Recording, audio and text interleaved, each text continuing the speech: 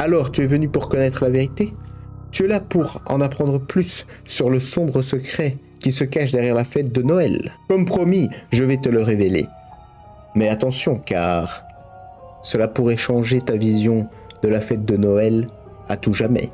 Installe-toi confortablement, tamise les lumières et laisse-moi te guider sur le chemin de la vérité.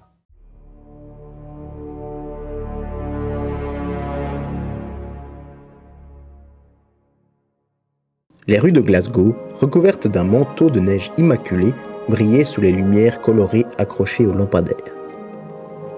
L'orphelinat de St. Mary's, un bâtiment victorien massif et austère, était méconnaissable en cette semaine précédant Noël. Les guirlandes scintillaient aux fenêtres et des décorations faites à la main par les enfants ornaient chaque recoin. Un grand sapin trônait dans la salle commune, surchargé de boules colorées et de guirlandes étincelantes. En son sommet, une étoile dorée brillait faiblement sous la lumière vacillante des chandelles. Nora, une fillette de 9 ans, aux boucles rousses et aux yeux étincelants, tenait une assiette de biscuits qu'elle distribuait à ses camarades. À ses côtés, Lewis, un garçon âgé de 10 ans avec une mèche rebelle sur le front, accrochait la dernière boule au sapin. « Il est parfait maintenant !» s'exclama-t-il avec fierté. Les éclats de rire résonnaient dans la pièce, mélange d'innocence et de bonheur. Les surveillants, Miss Harper et M. Greaves, encourageaient les enfants à chanter des chants de Noël. La voix claire de Nora s'élevait au-dessus des autres, et tout le monde applaudit lorsqu'elle termina « Douce nuit » avec une note parfaite. La soirée se poursuivit avec un festin improvisé. Les enfants savouraient un repas chaud, une rareté pour beaucoup d'entre eux. Les surveillants assuraient que le lendemain, le soir du 24 décembre, serait encore plus magique. « Le Père Noël viendra vous rendre visite », promettait Miss Harper avec un sourire bienveillant. Lewis, sceptique mais amusé, murmura à Nora. « Tu crois vraiment qu'il viendra ?»« Pourquoi pas ?» répondit-elle en haussant les épaules, ses yeux brillants d'espoir. Cette nuit-là, les enfants se couchèrent avec le cœur léger, bercés par la chaleur de l'esprit de Noël.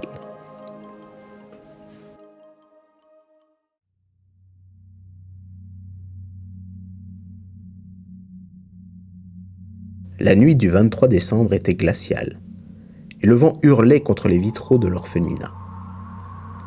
Nora fut réveillée par un bruit sourd, un craquement, comme si quelque chose de massif se déplaçait sur le toit. Elle ouvrit les yeux et aperçut Lewis, debout près de la fenêtre, fixant l'obscurité. « Tu as entendu ça ?» chuchota-t-il. Nora hocha la tête et s'approcha de lui. Le bruit se répétait, des pas lourds et réguliers. Un grondement sourd semblait accompagner chaque mouvement. « C'est peut-être le vent ?» proposa Nora, bien que son intonation trahisse son incertitude. Lewis secoua la tête. « Non, ça vient du toit. » Ils se faufilèrent hors de leur dortoir pour chercher Miss Harper ou M. Greaves. Les couloirs, si animés en journée, étaient maintenant plongés dans une pénombre angoissante. La lumière de la lune traversait les vitraux, projetant des motifs déformés sur les murs. Chaque craquement du bois sur leurs pas semblait amplifier le silence oppressant. « Miss Harper ?» appela Nora. Mais seul l'écho lui répondit. Ils atteignirent la salle commune, espérant y trouver un adulte. Mais la pièce était déserte, à l'exception du sapin, toujours étincelant sous les décorations qu'ils avaient accrochées la veille. Une odeur étrange flottait dans l'air, mélange de cendres et de fer. Puis, ils l'entendirent. Un frottement léger suivi d'un bruit de succion. Le regard de Lewis se tourna vers la cheminée. « Il y a quelque chose là-dedans », murmura-t-il. Avant qu'il ne puisse réagir, une créature massive émergea des flammes mourantes. Sa silhouette était grotesque, vaguement humaine mais déformée, avec des griffes énormes et une peau sombre marquée de veines rougeoyantes.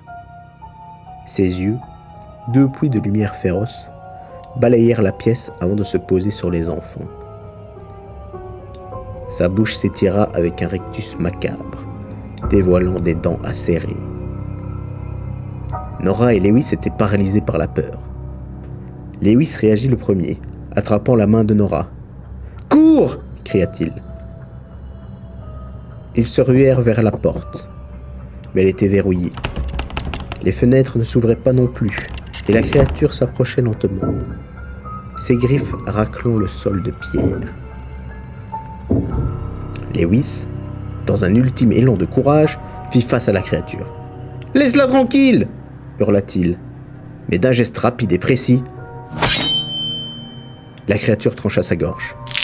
Un flot de sang éclaboussa le sapin et les décorations, les recouvrant d'une teinte pourpre. Nora, hurlant de douleur et de terreur, tenta de fuir, mais la créature était d'une rapidité surnaturelle. Elle la rattrapa et, avec une férocité inhumaine, lacéra son ventre. Les cris de la fillette s'éteignirent, laissant place au silence de la mort.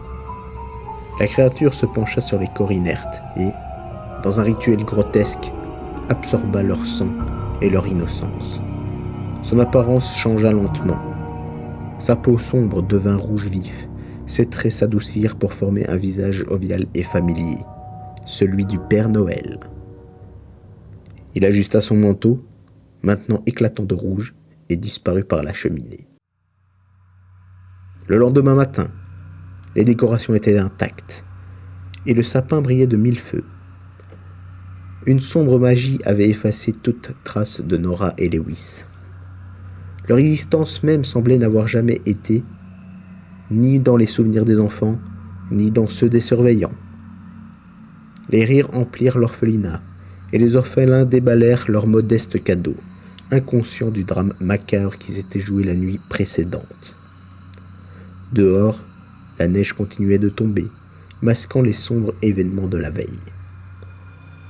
Ainsi s'achevait un Noël de plus, perpétuant un cycle macabre dans lequel deux innocents payaient le prix pour que la fête continue. Joyeux Noël!